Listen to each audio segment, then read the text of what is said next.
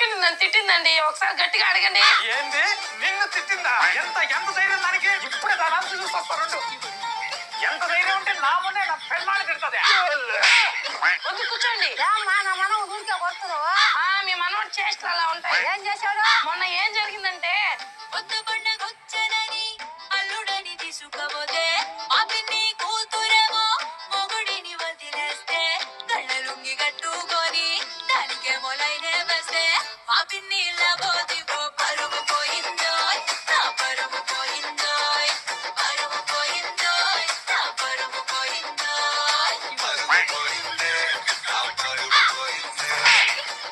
మళ్ళా ఇంకొకటి.